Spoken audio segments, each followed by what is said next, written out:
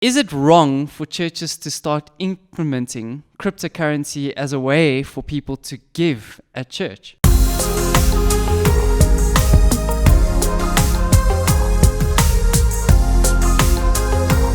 You're now tuned into LWC Radio Off the Record. Welcome to LWC Radio, where we talk off the record. We've got Pastor Jack with me, and we've got Mac. Welcome, guys. Good to have you with me. Thank you, Newton. It's good to have you too. It's great to be here. It's been good. Thanks, Pastor Jack, for coming back. Yeah, thanks for having me back. I feel like I've been cast out. Yeah, we haven't had you for a while. Yes. And we're excited. Today we're going to be talking about Prince Philip. We're going to be talking about NFTs. We're going to be talking about cryptocurrency in the church. And we're going to be talking about the Live to Worship event. Yeah. So some exciting things that we've got coming up for you to watch. Interesting. And you're going to want to stay tuned. And I have a lot of questions. You mentioned a lot of things. I have no idea what they're about. And I'm sure some viewers are going, what did he just say with all those abbreviations? They need to get their dictionaries out. Yeah, get the dictionaries out. Yeah. But that's why you should stick around, because you're going to find out what it's all about. Yes. And how it affects you. Yeah. Definitely, and it's very interesting, and I think it's something worth talking about. Yeah. And first news of the weekend was Prince Philip passing away. I think that's quite a big thing. 99 years 99, old. yeah. That's old, right? And, That's how many years? 3 years younger than Madiba when he died? Yeah. Because Madiba died when he was 93, I think. Yeah, but Madiba didn't live in a palace all his life. Yeah, Yes. true. That's true. Yeah. So Prince Philip had one up on him. He was in a palace, been served all his life. So Madiba did well. But Yeah, 99, a shocking century to old. the UK. Wow, that's Crazy. quite old, Can you imagine living to 99? What blows my mind is that the Queen had been married for 73 years. Wow. Yeah, I that's mean, a big anniversary, eh? I mean, can you imagine losing your partner that you've been with for 73 years? Yes. That's quite a long time, and it's quite it must be quite a change for her in her mind and the whole family. They've had this person their whole life, Well, and now he's gone. It's true, but you could just think about it from his side. He's been living in the shadow of the Queen for 72 years, and now for 1 minute he's having his own spot. The Queen's not the most important. He is, so it's not easy. He's been in the background for many years. That's quite interesting, because I have two things. Number one, it must have been interesting to be him, because to live for that long, obviously you witness a whole lot of changes in the world taking place with all these different inventions going. But another question, why was he never a king? I mean, he's married to the queen. Why was he never a king? Now, for somebody like me who doesn't quite understand that whole, I really don't understand how that whole monarchy thing works. Because obviously you're married to the queen. Why can't you be king? Because if you're a king first and the woman marries you, they make you a queen. Or by automatic. Well, I'm not too sure on that, but I think the lineage came from her, not from him. Not from him. He married into that, and that's why. There we go. Okay. Very simple answer. Yeah. But I was thinking, Newton, that definitely what's happened now, because we discussed the royal family, a lot of things happening now in the royal family. There was a bit of scandal, and there's always been scandal. Yeah. And there's been disruptions with relationships and, going back and forth.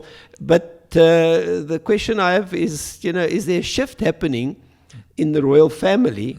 Because they're an institution that's hundreds of years old. what sort of impact did Prince Philip have on the family without them or without us even knowing about? Because maybe he was the peacemaker. But he was definitely the soulmate of the Queen, we would like to think. And now that he's no longer there, she's not young either. How what will happen when she passes away? And the children are fighting about the inheritance and everything. So it's going to be, I really think there's a shift, even in the natural, happening in the royal family. What do you guys think? Yeah, I think so. But if, not to sound negative, but if she does pass away, does Prince, what's his name? Prince Charles become king? Yes. Wow. So what do you think? There's going to be a new dynasty I think in it's terms going to of skip him and go to Prince William. But why is that though? That's just how it works. But hasn't he been waiting in line for quite some time? No, but that's what they're saying. I mean, it's technically So it'll be interesting, because whatever happens, there's going to be a change that's going to it's going to be a jump. So I think that's what's interesting to me. There's a shake-up. There's a shake-up. There's a shift coming. Yeah, maybe it's time for the new. Is it because we spoke about cancel culture in the royal family? Yes. So Prince Charles is getting cancelled before he even becomes king. I wonder if Prince, is it Meghan Markle and Prince Harry, are they going to be at the memorial? How's that going to be? Because that's going to be some family tension. Well, I guess that's when your relationships are tested, when there's a crisis. Yeah. But I don't see why not, though. I think it could just be a chance for them to mend their fences, eh? Yeah, I see that happening, but it's also interesting that the new dynasty, maybe they must just shift to the younger generation. I mean, it's been long that the Queen has been in power for such long time. Yes. So, not it reminds us anything of some against her. African leaders, Yes, exactly. So maybe if they set the example, we might start getting a shift down here. We're just not royalty yet. Oh, that's interesting. And and I think we've. There's a topic that's going around, the NFT. Yeah, what is that? I don't know if you've heard about it. It's been ringing around in the news. It's been ringing around with people talking. And we're going to explain to you at home what an NFT is. Yes. Max is keen to find out. Yes. He's not I'm sure. very I wasn't curious. keen to find out. I'm going to learn as we go. Yes. So an NFT is a non-fungible token. Okay. And the way I see it is, it's a fungible is so if you can put a value of $1, you can exchange $1 for $1. Yeah. Because $1 equals $1. So 1 rand equals 1 rand. And, and you can easily exchange the two. Yeah. Whereas if you look at maybe a painting of let's say a basketball card, and you want to exchange it for another basketball, it's never going to be the same kind of. So it's like you can't change memorabilia. exactly the same value for it. So. It's got its own value. It's got its own value. Can't be interchanged. Yes, an NFT is a token. It's a digital certificate stored on a secure database called a blockchain. Yeah. And now you're speaking they're digital Greek. assets basically, and they've been digitally verified. So it's basically like if you had to put the Mona Lisa on your computer, have a unique code signed to that painting on your computer, and that's what makes it an NFT. Yeah, people are going to steal your computer then. But quick question. They're going to steal your computer and your Mona Lisa and your digital blockchain. But who puts that value and decides that it's valuable? But who makes the Mona Lisa valuable? Who makes the painting valuable? Yeah, interesting. It's all perceived, I think, in the it's perceived value, beholder, it's quite interesting. What they did is they've taken a screenshot of Jack, what's his name? Dorsey, from Dorsey, Twitter. He's the Twitter CEO. Yeah. His first tweet was this, just setting up my Twitter. And basically, they've taken that photo of that. 2006. Wow. Yeah, that was in 2006. Wow. And they've made an NFT out of that. Wow. And so what they've done is they've given it a secure let's say code, and put it on the blockchain, and they've sold it on auction for $2.9 million. Wow. So somebody's selling that. Yes. So what's stopping me from doing the same now with my Twitter account? Well, who's going to make your Twitter account valuable? It's about perception. Yeah. So I have to make something that somebody wants to buy in order for that to become valuable for me. Yeah. So I've got to start something new. I can't take something else that somebody else has done. If it's been assigned to the blockchain, you can't. Okay. But there's another one that's sold for 69 million. Yeah. And it was this picture at the bottom here. You can see it's out of focus. But it's a whole lot of smaller pictures. This picture sold on auction for 69 million. And that's just what's happening at the moment. There's a huge craze around it, and that's what they're saying is that it's probably in a bubble. People who have got money, it's the rich people that are able to they want to put a value to things and just buy it. And it's almost like showing off. Yeah. What you can do if you want to do it. Because I mean, I literally can just go and copy that image on my phone. But I can't claim the rights to it. So if you buy it, you can claim the rights. You got the to bragging that rights then. So I've actually got it. Is this now like going from a physical museum to a digital museum, if in a way? Yes. If I can call it that. I would just say so. to help me clear my confusion. Without drawing anything. Yeah. So in other words, or painting anything. No, well, they do paint. You get digital artists. Yeah. There's paintings, they do it on the computer. Yeah. So now, a big thing is, I think the easiest way to look at an NFT is if you look at a baseball cards in the States, or baseball cards are sold. They're very rare. They never used to be rare. Only to the Americans. Only to the Americans. And greatest game in the world in America. And it's basically when a card became valuable is when it became rare. There was only one of a kind. It was the player. It was a whole lot of factors that made that card valuable. But now it was a physical card. It was a physical card. Yeah. So now you can actually go get digital cards. So it's basically what you see physically. But isn't that prone to more theft though now? How? In terms of digital? Because like say, off the record, when you have an art museum, it is a physical thing. People would think of how do you acquire that? You'd break into a museum. But now digitally, with all the people that know how to do hacking and stuff, isn't that a bit more risky? Well, when last did you get hacked into your bank account, Mac? Well, nobody, because I have nothing.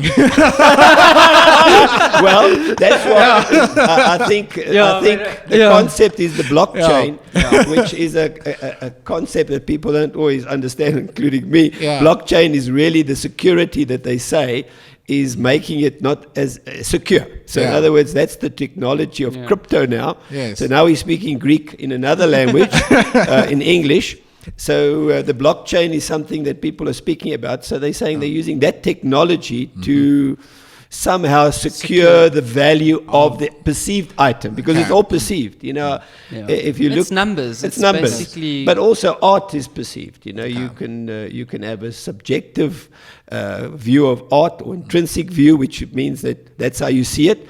And you'll pay $1 million for it, and another guy will say, well, I don't see it's worth 10 Rand because it's just a piece of canvas with ink, and somebody took 5 or 10 hours to paint it, so maybe it's worth 1,000 Rand, not $1 million Rand in my eyes. So I think there were many cards released hoping that they would become one day valuable, and they didn't. Yeah.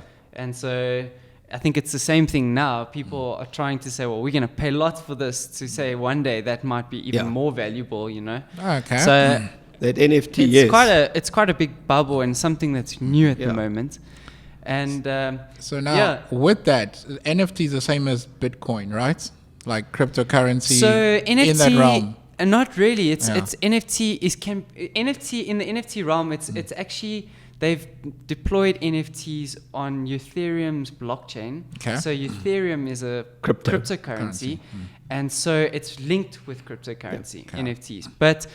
It's really digital assets in another way. Yeah, it's a digital asset. Yeah. But because it's on a cryptocurrency platform, they tend to be bought more with crypto. Okay. Yeah. So with the same sort of crypto. It's two different things, but they sound the same. So, Pastor Jack, you're a pastor, and how do you feel about cryptocurrency with regard to Christianity? Well, cryptocurrency is a digital form of income, whether you like it or not. Mm-hmm. And, we were joking earlier on about, how do you make relevant the Bible in the days that we're living? Because here's the thing.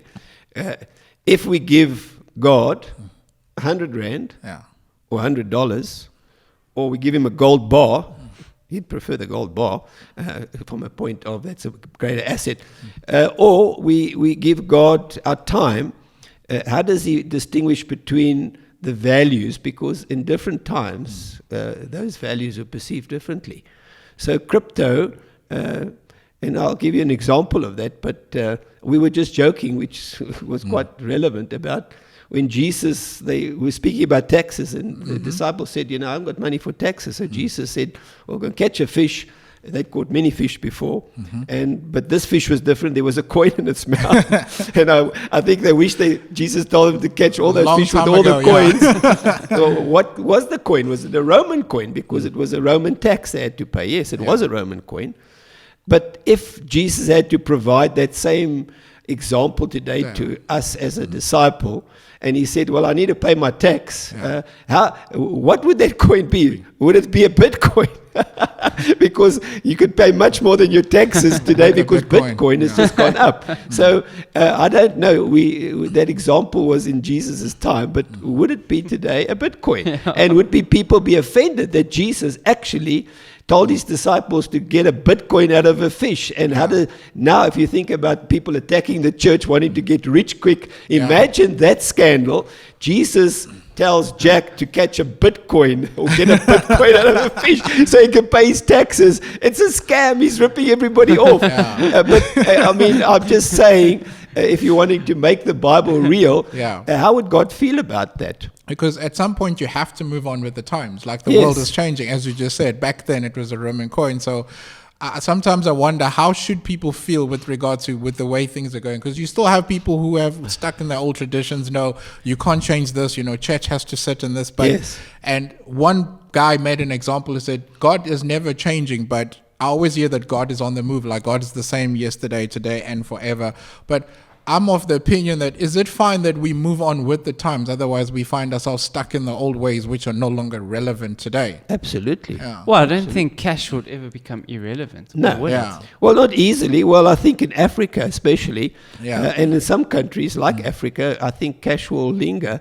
But you have to ask the question, is it going to be there forever? Because it's also just a perceived value. I mean, it's, when you have a piece of paper in your pocket, it's really got the value of the people that you're buying something from. It's a perceived value by them. They say your 10 Rand is worth so much, but it's the same piece of paper that the 20 Rand's printed on and the 100 Rand. But the perceived value by the people you're trading it for is different. So you score. You say, hey, I can buy more with my 100 Rand, but it's also a piece of paper that the bank recognized. So it's not holy grail stuff like we make it.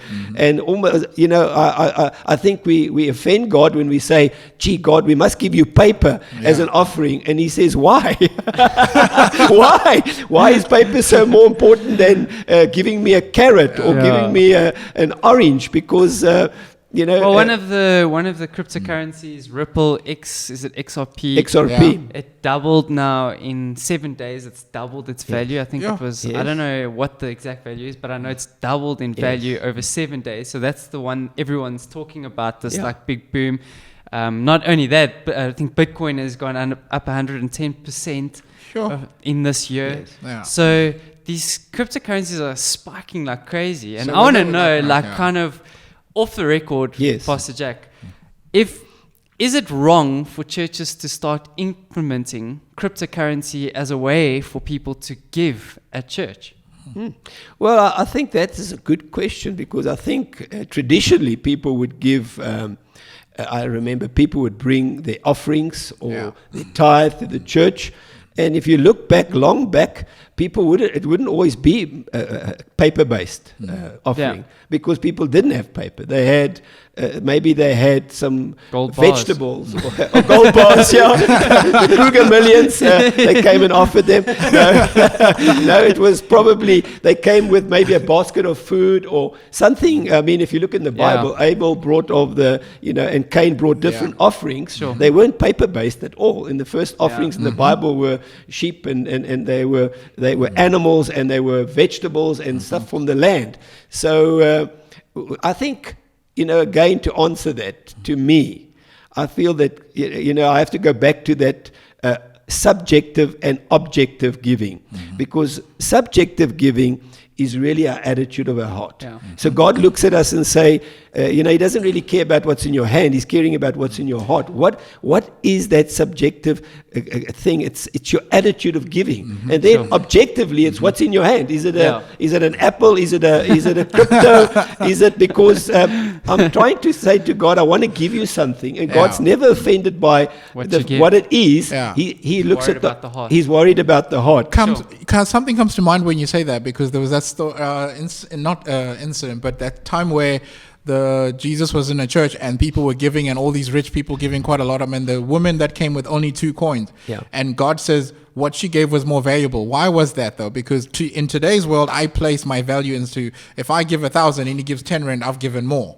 But in Jesus' time, he says she gave more because she had 2. So with what you're saying, subjective giving, is the value of what you're giving is placed in the heart and the attitude and what you're doing. Yeah, I think it's both, Mac. I think it's subjective, because you can't just say I'm going to give him my heart and God knows it, but give nothing physically. There needs to be there needs to be an exchange. I need to do something. Yes. Otherwise I'm cheating. Yeah. But I think both of them are valuable in the sense that if you look at it, that woman, God did see her heart. Yeah. So subjectively, he looked at her heart. But she also physically gave her last coin. So in proportion to the rich people, they were giving out of their abundance. She was giving out of basically all she had. So God was saying it's not only her heart that was right subjectively, and intrinsically, he looked at her heart, at the value, but he also looked objectively what's in her hand. She gave everything. So I think it was more about the sacrifice as opposed to,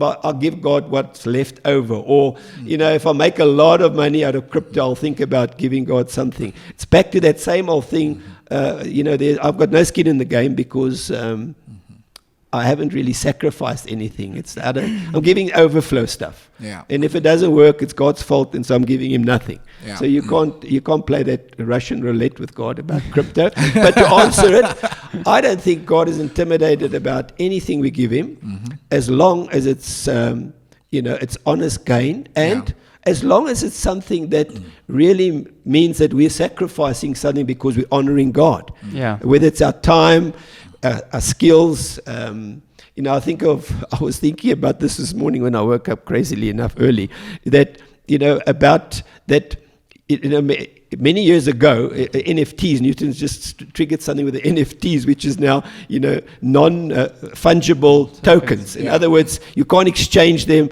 They've got the value because they are perceived as something very special and unique through blockchain. Yeah. But I thought, how would we bring an NFT to the Lord as a token? Because giving is a token. It's a token of my love, my appreciation for God. So how do I bring an NFT token? Now, I'm not saying somebody should give me one, but imagine if they did and I was God. Maybe they could. So I'm just thinking, now this is how it would work in my eyes. Many years ago, we did bring NFT tokens to God. They were called cows. So we would bring the cow to the priest and we would say, this is my offering. It's my cow. It's a very valuable asset. It's to me a lifeline. I'm giving it because I love God. Is that like what happened with the tabernacle? Because you had the person bringing one thing and then you had to bring some sort of sacrifice. And then you go in there. So you could say that was a type of an NFT they brought, but it was a very heavy NFT. And so all the deacons said, listen, we can't carry these cows around. We need to tell the people bringing these NFT cows to rather milk the cow. So instead of bringing the cow, they milked the cow now, and they made cheese out of it. So now they brought the milk and the cheese to the church to say, this is now our offering, our token, our non-refundable token to the Lord. But now that also got too much, so times changed. And so what happened, I believe, if I want to use this example, is that the priest said to the guys, listen, we appreciate that you're not bringing the cows anymore, and you're not bringing the milk and the cheese, but can you now maybe just sell the milk for us, sell the cheese, and bring the money? And so they said, okay, cool. Now the guys that were happy with it were the deacons because their load was getting less. Now they just had to collect money. But now with NFTs, how do I equate the cow to the NFT? Now, this is my example. That if you, now they don't wanting just the cow, they don't just want the milk and the cheese. They say, listen, can't you just take a picture of the cow and sign it? And we can then go to Woolworths and we can redeem our token there at Woolworths. So that would be a modern way of saying, how would an NFT work as an offering to God? But to answer it, that's just a joke. To offer it off the record. Off the record. I'm sure I'm going to get a lot of criticism for that example. But to answer your question, Newton, I don't think that God is offended if we are giving him crypto, and maybe one day people will be tithing in crypto. I think there are already people doing it. because they're buying cars with crypto. They are exchanging money in the bank. So it's just another exchange system that's foreign to us.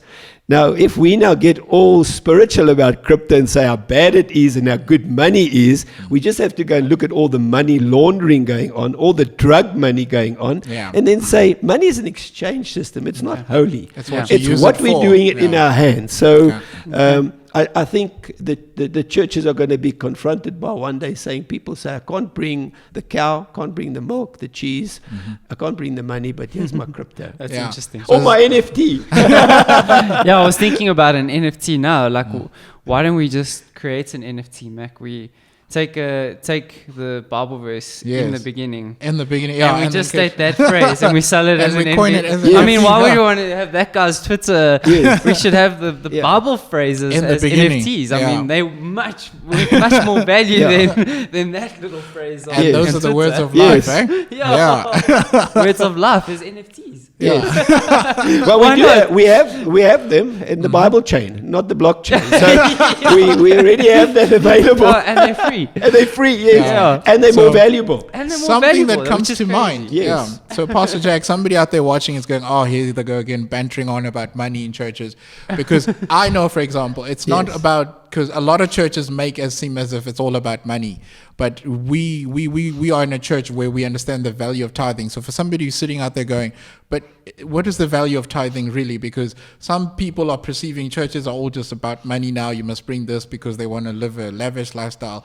But I know the value of it. So I want to ask from a pastoral point of view, what is really the value in tithing so that it's not perceived as it's all just about money in terms of churches? Well, I think a simple way, Mac, there's no easy way, but a simple way to answer that question is I always say to people, whether it's an NFT token, whether it's crypto, do you want anything in your life as a blessing? And if the answer is yes, then I say you have to practice the principle of honoring. And we as Christians, we show honor to God by our giving, because we're honoring Him for allowing us talents and skills to exchange for whether it's the cow, the milk, the cheese, the money, or even just the photo of the cow and the cheese and the milk. Whatever it is as a value, we are honoring God, and in return we are trusting that God will bless us. So the value is always in the eye of the person doing it and why they're doing it. Yes, there could be, and people have said to me, what if I give to the church and they misuse my money that I'm giving? Well, it's very simple. They are responsible. Once you give, your part of the deal with God is done. God's seen your heart. It's in the offering plate. Now, let's look at that widow that gave the last of her money into that plate. Say the temple went and they bought a new donkey with it, or they bought something irrelevant with it. God didn't speak about that part of it. He only spoke about what the woman did and her heart. And I believe that's where our blessing lay. The moment we try and see it right till the end, it's very difficult, because then our blessing's gone, because now we want to micromanage our giving, and we want to say to God, we don't trust you that you're going to do this. We want to see it right at the end, until if we don't, we can't give. Then we don't need faith. Part of faith is to say, I trust God, I'm giving Him this, and I believe He's going to bless it, irrespective of who does something down the line. With what, well, I think it's very interesting, just the cryptocurrency coming into talk now with NFTs and how it's going to affect the church. And I think there's definitely going to be a shift within the church and how we do things going forward and how people give. I think it's going to be a big thing. And I think in a few years' time, Mac, we'll be able to, the grandchildren are going to be able to look back on this so what were they talking about? Yes, see. Was that when it started? Was that when they were talking about it in the church? So it's exciting, and I'm keen to see how it folds, how it plays out. And I just want to say, if they give me a very valuable NFT, I know what I'm going to do with it. I'm going to sell it and build our children's church. Because it's got perceived value, and while it's got it, let's sell it and get the cash and do something with it. Let's not wait. Let's not wait. Until it becomes rare. That's just my opinion. Sorry.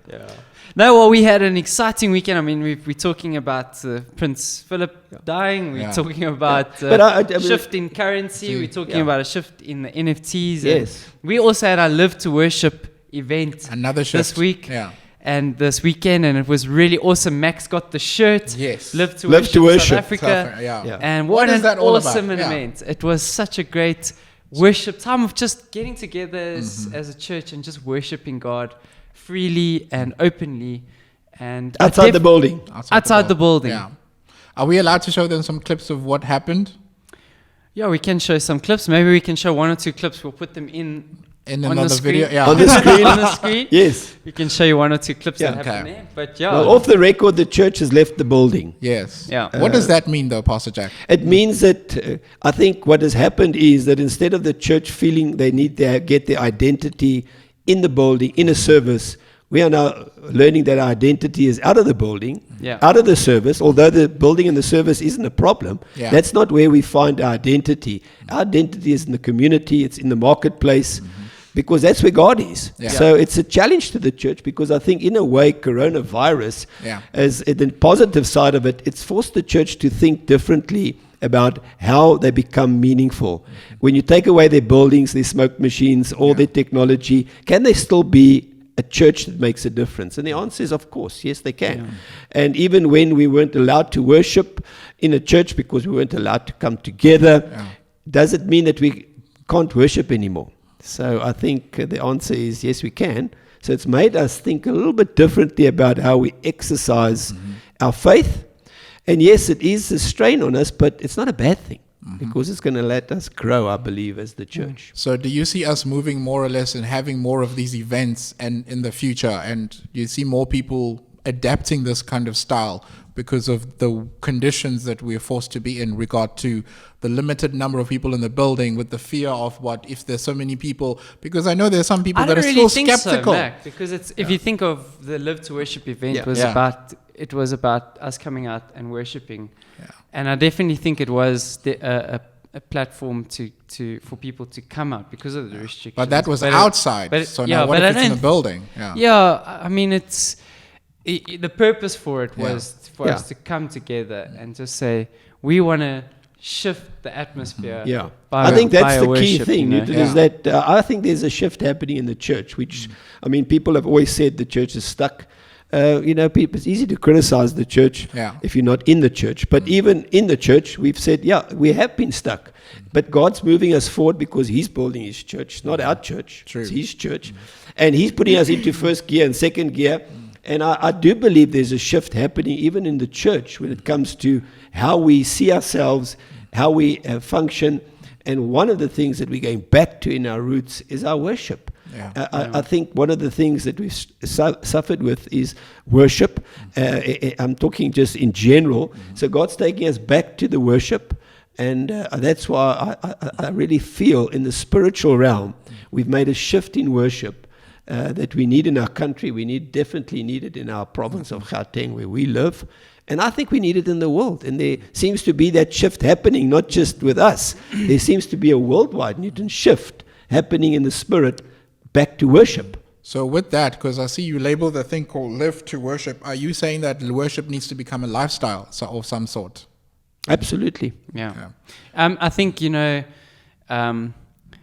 the Live to Worship was a bit of a foundation that's going to shift the local churches here in our community. It's going to shift the churches globally, as you said. Yes. And we're just excited because I think it was a success. Yeah. We had such an awesome time. Yeah. It was groundbreaking. And it was needed because in order for us to move forward, we felt. Oh well, for a whole year now, we were limited in our attendance. Now they opened it just before the Live to Worship to 500 people, and it was great. It gave us the liberty to say, okay, let's do something again. And I think we're believing for revival. I think most churches, if you speak to them, if they really love God, they're saying, we're believing for revival. So, but how does revival come? Does it come because I talk about it, or does it come because I put it into first and I say, let's go? I think there needs to be a shift, because the reason we're not in revival is because we're stuck. So God's shifting His church. I think one of the gears is worship, a major gear that he's shifting us in. Yeah. And so I think we're going to see more and more shifts happening, just like, the royalty is faced with the shift in the natural. And you spoke about NFTs and crypto. It's forcing people to think differently Everywhere, about money in the world. Forget about the church. And now we're thinking about, is the church shifting? Everybody's shifting. Are we stuck still? No, we're also shifting because God's shifting us. It's His church. He's building His church. And we are using worship because worship is a powerful tool of revival, I think, to go into another level. And so that to me is encouraging because I've been waiting for that for 30 years. And to see it happening and unfolding before my eyes is so exciting. And I'm sure there are many leaders and people that have waited for revival, prayed for revival, that are excited to say, we want to see revival. Not because the government's bad or because our community is bad, but because we're hungry for things of God. And we want to see people's lives changed. Amen. I think it's a step in the right direction. And I think Living Word Church hosting the Live to Worship event was awesome. And we can definitely be proud of that. And I think it's definitely going to take it's the first definitely shifted the community with the sound. Yes. With the loudness with of the sound, with the bass bins. If you don't want to be shifted, the bass bins will shift you. But you don't know what it was doing to them now once the whole event, maybe the Spirit of God was talking to them. I mean, the one positive point that, if I may share, one of the sound guys, I mean, as you know, we hired an outside company to come and do the sound for it. One of the guys actually gave his life to the Lord during the event. Awesome. Wow. And I thought, okay, Lord, so that shift could be happening slowly in people's hearts, but I'm excited that it's a seed that's been planted. And one of the guys walked out of there having given his life to the Lord. And he would never have come to our Sunday service at and all. church. He was just hired to come and do sound. And then somehow God prompted him to say, go up for prayer. And when he did, he said, okay, I want to know Jesus. So I thought, so my point is, Max, he got saved and gave his heart to the Lord because the church had left the building. We took and there's nothing wrong with the building. So we need to get out of the building. We need to get more out of the building and fulfill our purpose, but there's nothing wrong with the building as long as we don't get stuck in the building. So it comes back to that old instruction, go out into the world. Yes, absolutely. Okay. Awesome. Well, that's great. We had a great talk this morning. Yes. There's a shift. Yes. There's a shift. There's a shift happening. It's a shift. There's a shift happening in the world, and it's exciting. Very exciting. Exciting to be alive. Exciting to be around, and And there's new things happening, and we have to embrace them. And God's not caught by off guard by all these things. He knows. So we're in safe hands. So I guess we only have two choices, according to your words, Pastor Jack: either step up or step aside. Absolutely. Awesome. Step away.